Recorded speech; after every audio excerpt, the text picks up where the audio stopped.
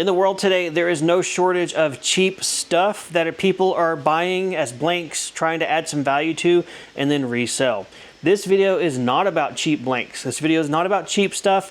This video is about the other side of that spectrum, premium luxury goods, and how you can take an object and total material costs of about $9 and turn it into a product that sells for $90, of which there currently is no one in the US selling.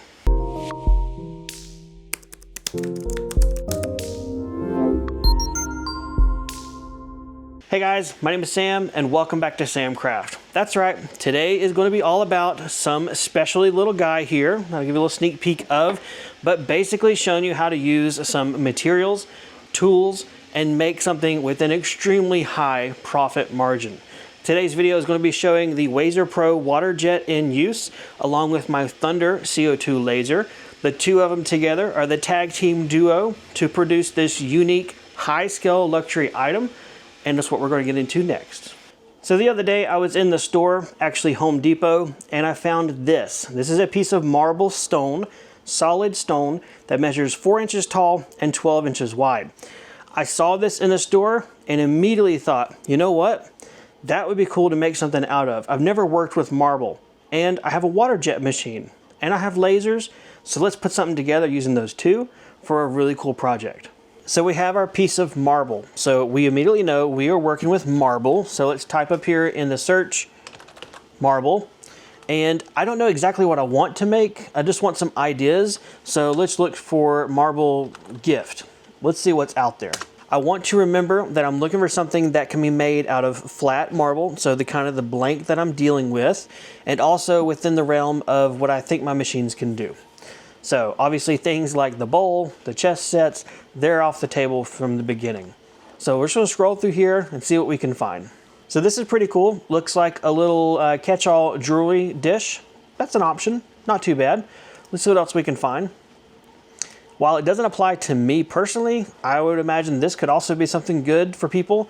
This is a cigar ashtray. So you've got a flat object, you've got some material removed out of it, but then you've also got right there in the middle that M monogramming.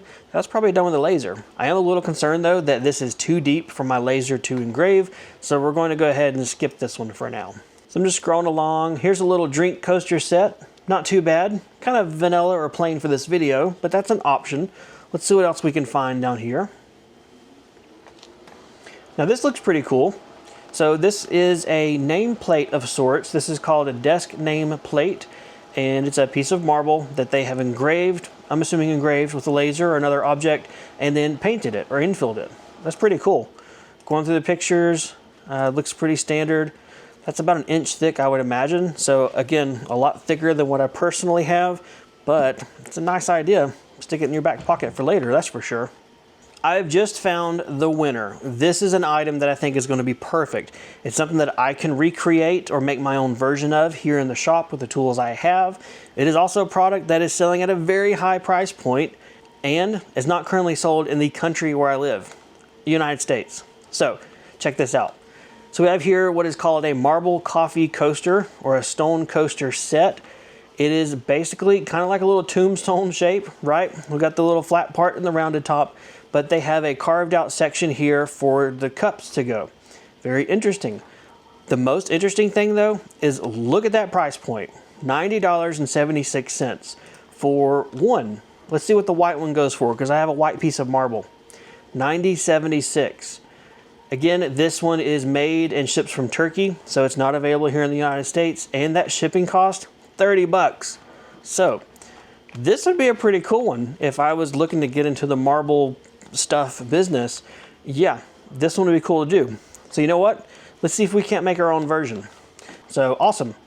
I think that's what I'm going to do. All right. I have definitely got myself an idea of what to do. So I need to make sure I remember the constraints of my material. This is 4 inches by 12 inches, but also give myself enough room for cutting. So what I will make is a little bit smaller, and then see what I can come up with. So what I want to do now is overlay some footage of when I did this in the past in Lightburn. I just took some generic parameters, drew out a rectangle, give myself a curve, added it in, and basically created Sam's version in SVG format of the final thing that we want to cut out. Once I had the outline done, I then took it, exported it to my SD card for the Wazer, and that is where we're going to go to next, loading the Wazer card into the machine and cutting out our first blank. All right guys, it is time to load up our material into the Wazer water jet. So I've got a slab of marble here. I'm going to align it with the fence that's in my machine, and then using a couple of these stainless screws that come with the machine, put them here in the corner to keep it from scooting around and moving as it's being cut. With that done, we'll bring the machine head over top of our material. I'm going to remove this black plastic cap. This is what you use to focus or set the height. We're going to loosen this big knob by turning it to the left, raise this up, put the cap under the edge, and it's going to, you can't see it from the camera, but it's touching on the water jet nozzle right there. Hold that in place and then tighten the screw back, and we have properly set the height from the water jet nozzle to our material. Now we can come over here to the machine settings. We'll go ahead and insert our SD card, which has our job file on there that we've exported from the computer. Go ahead and release the emergency stop. Let the machine power on.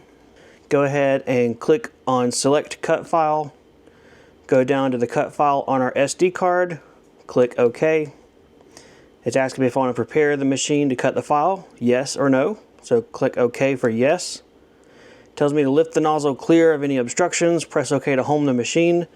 We've already set it to the material height, so I'm going to go ahead and click on OK and let it home the machine. I'll bring you guys over here so you can see the home action.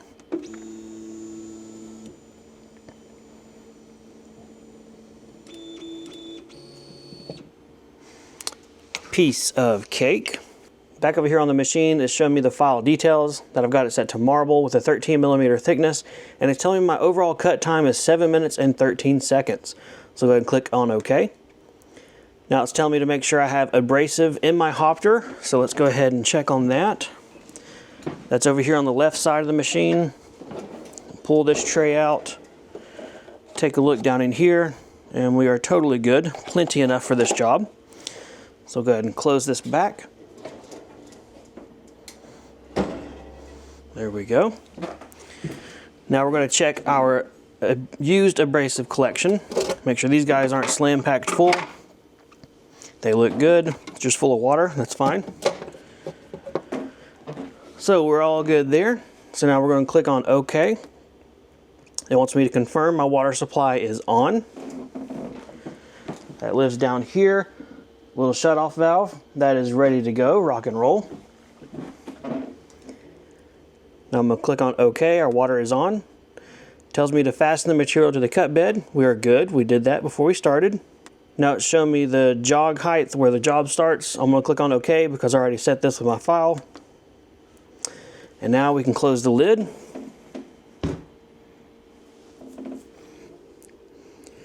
And now with the lid closed, we can click on Cut Material. And then this menu says press Start to begin the job. So here we go, starting the job. First step is to move the machine head over to the origin, and then you're going to hear the pumps kick on, and it's going to start doing its thing.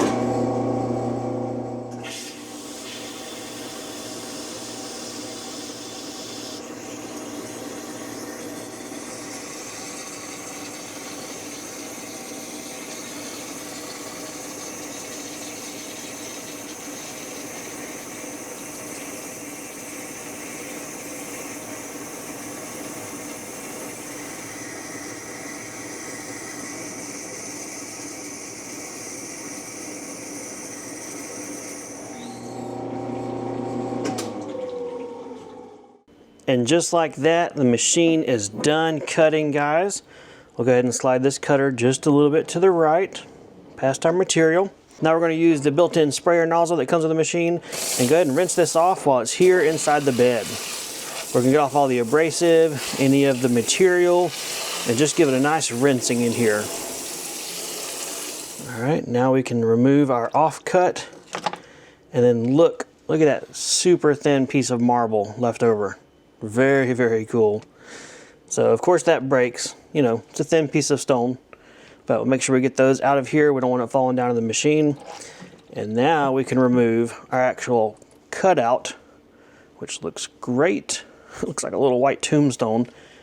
Check it out, looking good.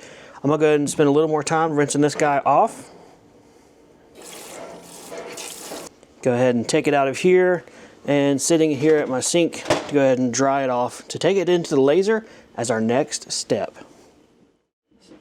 So we've got our piece of marble, and just like whenever I did my video on cutting slate with the Wazer, this profile, this edge, is perfectly smooth. It is great to go. There are no sharp burrs, and there are no things that honestly I feel like I need to do from a cleanup aspect. So what can we do now? We can move on to the next level. We're going to take this piece, we're going to stick it into my Thunder Laser, CO2 Laser, and we're going to carve away the marble next. We have our blank cut from the water jet. Now we're going to use a laser to carve it. All right, so in here, you may see a little bit of evidence of me testing this out and making sure it works. We're going to put the marble down on top of the laser. I'm going to use this little temporary fence to line up for my origin. I'll do that. Hold this in place. Now I can bring the laser head over and forward just a little bit. I'm going to put my focusing block right below there, and now lift the laser head up, or rather lift the whole bed up. Loosen this knob so that this is now free floating. Bring the bed up just a little bit more. Right there. Hold it against my acrylic. Tighten the thumb screw. And we're done. That is now focused. So now I can press escape on my keypad over here on the laser. It takes it back to the origin, and we are ready to go, guys. So I'm gonna go ahead and get you out of here because things are about to get dusty. Turn on our fume extraction, and we'll start making this thing. So what is happening right now is that the Thunder Laser is engraving a solid circle to remove the material from the marble. One single pass will engrave it a little bit, but what I want to do is really hog out and remove material. So what I have done is created a series of about 4 to 5 circles nested within each other that it's going to run over and over and over to basically repeat the pass and carve down. I've brought the circles in about 0.5 millimeter from each one, so as it goes down, it builds a little bit of a taper and gives us a little more aesthetically pleasing outcome. Once it finishes the first circle, I pause the machine, I bump the table up a little bit to lower the focus, and then resume the machine job to let it carve the second circle a little bit deeper. When the second is done, I do the same thing. Pause, raise the bed, resume, and let it carve. This allows the laser to stay within focus. It gives me the biggest bang for my CO2 laser buck and does really well on getting the material out of there. My settings for this with my Thunder CO2 laser, this is a 100-watt machine, is a 100 millimeter per second speed at a 90% constant power. My circles are at a line interval or DPI of around 246, just the standard default. I have bi-directional engraving enabled, and I'm using the high-powered air assist to get the dust out of the way as it runs its job. 32 minutes and 21 seconds later, and we have ourselves a piece of marble that looks engraved. Let's go ahead and take this back over to my utility sink, wash this guy off, give it a good bath, and see what we're working with.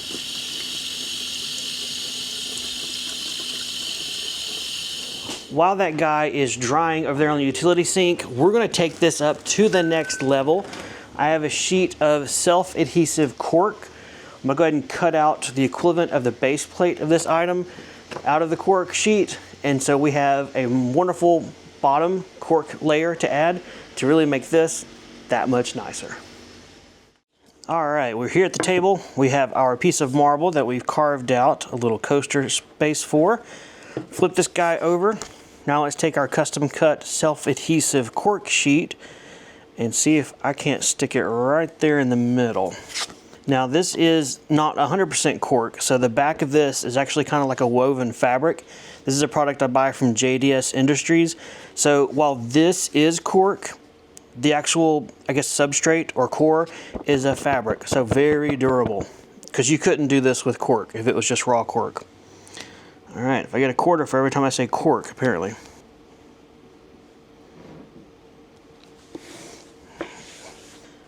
There we go. We have our cork applied, and it can now rest on top of our surface. We don't have to worry about it scratching anything, yet still retains a nice, slim, modern, low profile. It's not up on feet or anything like that. And it is ready for the final piece. This is what the customer supplies, the little cup. So here we have an overly expensive, fancy, high quality luxury coffee cup coaster with an area. If you have a spoon, let's pretend this is a spoon. You rest it like that. There you go. Made with a water jet and a laser. Pretty cool. Now that we have the product and we are happy with it, at least I'm very happy with the outcome, let's talk about how much I actually have in this and how much it cost me to make. So first of all, the tile. I purchased it from Lowe's. It was just on the shelf and it was about $6 a piece. That's probably the worst case scenario. I only bought one individual tile and I purchased it from a hardware store where honestly your prices there are more like convenience store prices, meaning they are higher. No doubt if I went to a tile store or a flooring store or found an online seller where I can buy this in bulk, I could get it for cheaper than $6 a piece. But for now, $6 was the cost for the tile. As far as the cost for the cork, the stuff that I've cut out and put on the bottom, this stuff sells for about $6 a sheet, of which I used, let's say, 1/6 of a sheet. So $1 for the cork plus our tile brings our total to $7. That's it as far as raw materials, the stone and the cork. That's all that's in this. But let's talk about the actual manufacturing cost with the Wazer, since it uses abrasive to cut out objects. The water I'm not really going to talk about because it is so cheap, and what we used was mostly recycled from the machine, so we're not talking about the water cost. However, looking here in the Wazer software, which is the program that you use to begin creating and sending Wazer job files, if we go to the cut and go down here, it shows an estimated cut cost of $1.90. So let's round that up. We'll say $2 worth of abrasive used, add that to our $7 material cost, and we're at $9. So that brings our total for the material plus the abrasives to $9. Not too bad. Now, one thing we probably should think about, and I honestly don't know how we calculate this, was actual cost for machine runtime in the laser. It ran in there for a long time, about 29 minutes. But looking at my end product, I think I spent too much time engraving. I don't think it needed to take that long or that many number of passes, because the differences I saw happened pretty quick, and as it did more of the repeat jobs over and over, I really just didn't see that big of a difference. So that's something that I could personally dial in better, and so where I would say, you know what, let's say it takes 17 to 18 minutes to run. Again, I don't know how to calculate that cost. There's no, I don't know, time with the CO2 laser. I don't know. So for that purpose, I'm not going to say anything on that one. If you got an idea on how to price your laser time and actually quantify how much money did I spend with it, let me know in the comments down below. Wow. $9 in material cost and abrasive used in the water jet to sell it for $90. That's, let's say Etsy takes $10 in fees. We're looking at $71 profit. That's really good, especially with that listing we saw. They were still having the customer pay for shipping. That is amazing. Now, is there a lot of demand for these kind of things? I have no clue. I never even knew something like this existed until I started making this video. But having made this kind of cool little thing, I could definitely see reaching out to businesses to see if they want you to make some of these for them. Maybe they like this extra space here for their business logo to be engraved and then color filled. That would be really cool. Maybe this is also something that you could find a specialty coffee store that they're selling some very nice imported coffees, something fancy, and say, hey, you want to sell this product along with them? I make these myself. I'm not importing these from another country. I am getting the raw materials and making them. Got some options there, guys. I think that's going to be it for today, guys, because, well, the product's done and I don't know what else to talk about. Hopefully you enjoyed getting to hang out with me. We got to use the water jet again. We got creative. Did a little online sluicing, looking for products, trying to figure out what to make. Found something with a really high sales point. Definitely beat it. definitely give ourselves some room for profit, and got to use a water jet plus a laser. If you guys got any questions or comments, leave them for me down below. If you have other ideas for things that I could put that water jet to use on, other materials, other things you want to see done, leave me a comment down below as well. Otherwise, thanks for watching as always. Take care. I'll see you guys next time in the Fancy Coffee Cup Coaster Workshop.